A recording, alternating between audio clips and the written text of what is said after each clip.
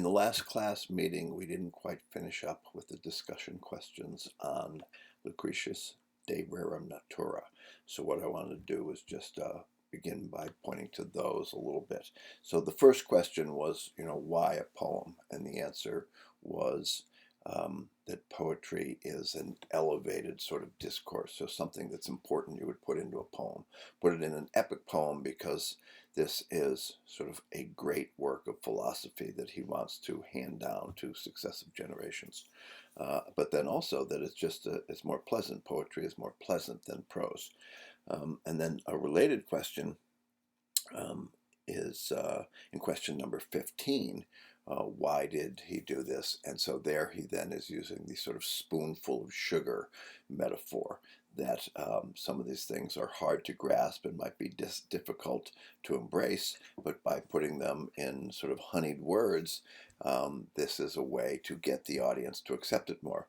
But interestingly, question number 10, when he is criticizing Heraclitus, who is the pre-Socratic who says everything is made out of fire, he says, and then some people will just fall for stuff if it sounds nice and it's got nice rhythms and it's jingly. So he's sort of, it is interesting that he sort of is praising the benefits of poetry while criticizing a pre-Socratic for having used poetry to sell his ideas. And then another metaphor that he uses, which is quite interesting and is very relevant to rhetoric, as he's trying to explain how different atoms can make up different substances as they combine together. He says, well, look at my words, how different letters rearranged make a different word, and then different words rearranged make a different sentence. So it's an analogy which is fairly far-fetched because he's talking about the material world rather than this cultural object, which is language. And then finally, the last question is, how do we characterize the relationship between religion and science? And so I'll touch upon this, but also when I go through the PowerPoint in the Swerve. So he starts off by dedicating it to Venus, the god of nature.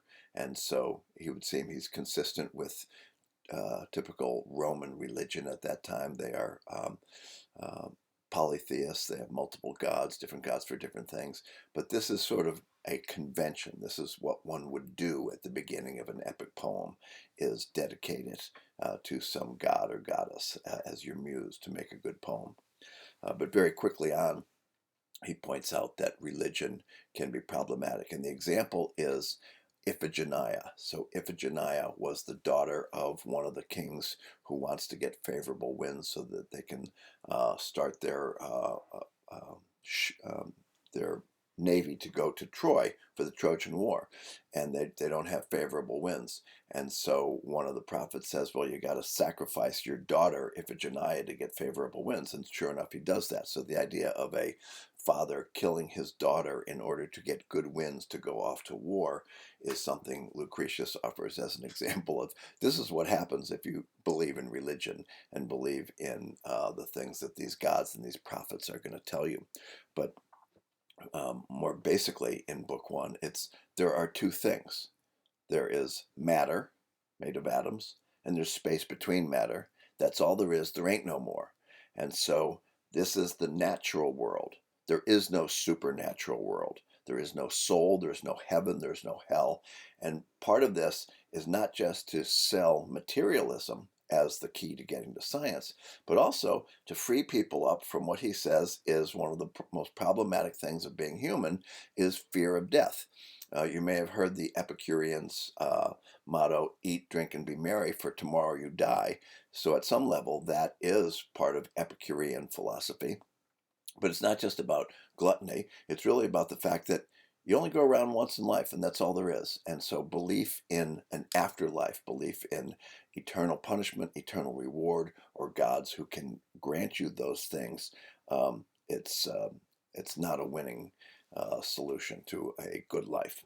All right, now let us turn to the PowerPoint that I call the Swerve, and this is the second chapter of Lucretius de Rerum Natura. There's 6 chapters in all. If you wanted to see what are in the other chapters, the entry in the Stanford Encyclopedia of Philosophy does a good job of breaking down what each of the different books covers.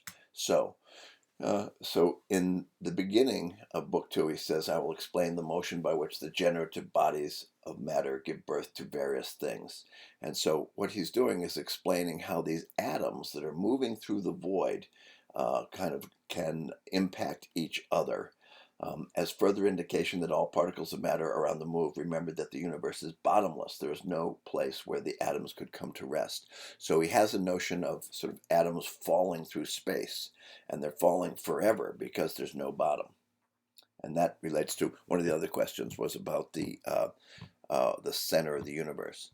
In his account, the universe is infinite in all directions, so there is no center. Or you could say every place is the center. So he's building upon Book 1. As I have already shown by various arguments and proved conclusively, space is without end or limit and spread out immeasurably in all directions alike.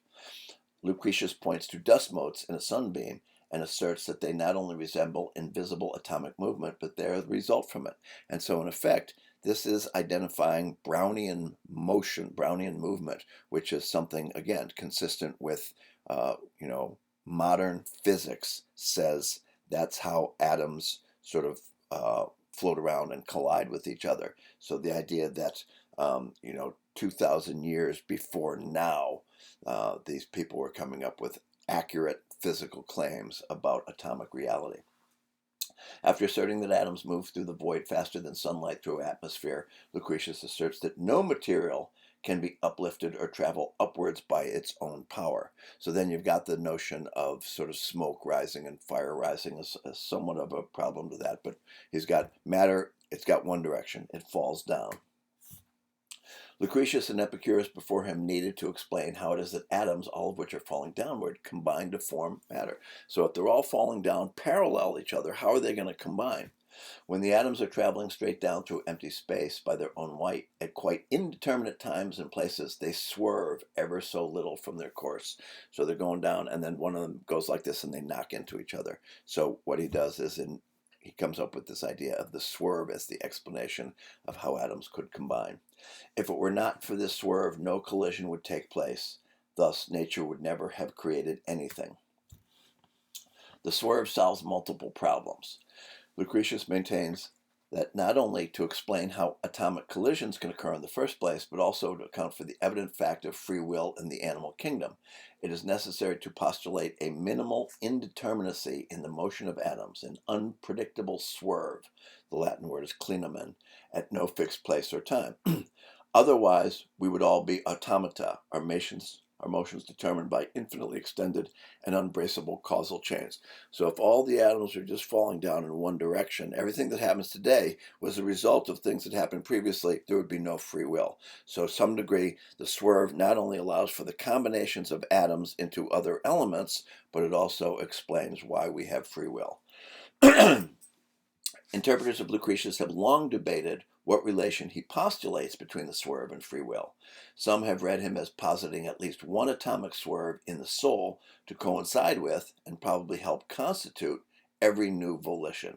Others have drawn attention to his remark that the swerve is needed so that cause should not follow cause from infinity, and argued that the theory aims merely to assure that our present self is not the necessary product of our entire past atomic history. So what Lucretius and Epicurus before him don't want is they don't want a sort of fatalistic predetermination. They want us to be able to affect our lives. Remaining principles of Democritean Epicurean atomism. The supply of matter in the universe was never more tightly packed than it is now, nor more widely spaced. Although all the atoms are in motion, their totality appears to stand totally motionless. The number of different forms of atoms is finite. This would be consistent with modern chemistry and physics. We have a certain number of elements. There aren't infinitely many different elements. The number of atoms of any form is infinite. So we have an infinite amount of iron, but we don't have, more than the 100 and some different atomic elements. There is no visible object that consists of atoms of one kind only. And this is not correct. 24 karat gold is pure gold. If you had a bar or a lump, 24 karat gold, it is only gold atoms, nothing else. Now, of course, there could be some impurities, from the air surrounding it, but it is the possibility of getting, pure gold, pure oxygen, pure hydrogen. It must not be supposed that atoms of every sort can be linked in every variety of combination. So he says certain things will come together. Hydrogen and oxygen will come together and make water, but it's not the case that any atom can join with any other atom. Remaining principles. The primary particles of matter have no color whatsoever. So atoms are colorless, they're colorless, odorless, tasteless. Atoms are also devoid of warmth and cold and scorching heat. They are barren of sound and starved of savor and emit no inherent odor from their bodies. Whatever is seen to be sentient is nevertheless composed of atoms that are insentient. So here then is another sort of philosophical / religious idea. You've got you have a collection of matter that's a human being, and this human being is sentient. It knows things, it understands things. But guess what? It's made out of insentient matter. Okay? It is in the highest degree unlikely that this earth and sky is the only one to have been created. So again, this is sort of directly in opposition to the Genesis notion of earth was created, by God for humans, and there's no other place where there are people with souls. So there's multiple places where there could be life is now consistent with what modern physics and astrophysics says is most probable. Nature is free and uncontrolled by proud masters and runs the universe herself without the aid of gods. So this then is the return to this anti-religious principle that all there is nature. There is no supernature. The supernatural is made up stuff that can only sort of enslave you and chain you, and so you want to stay away from that. Thus, the inherent power of the atom to move by its own weight, plus its equally inherent power to swerve from its normal path, plus its power to cling together with other atoms, both alike and unlike itself, plus the law of chance, can and do account of and by themselves, without the intervention of any outside force or guiding intelligence, for every form of being that can be observed by one or another of our senses. The disciplined observation of the sensible world will reveal to us with accuracy and truth the nature of every phenomenon that occurs or may occur anywhere in the universe. So, to get back to what Stephen Greenblatt said, this is a remarkable, clear, cogent, concise, coherent statement of an absolutely materialist philosophy, and in it, by being absolutely materialist, it has no room for the immaterial, for the spiritual, for the God, or any other thing, because the natural world can and will run by itself. All right, so there you have it.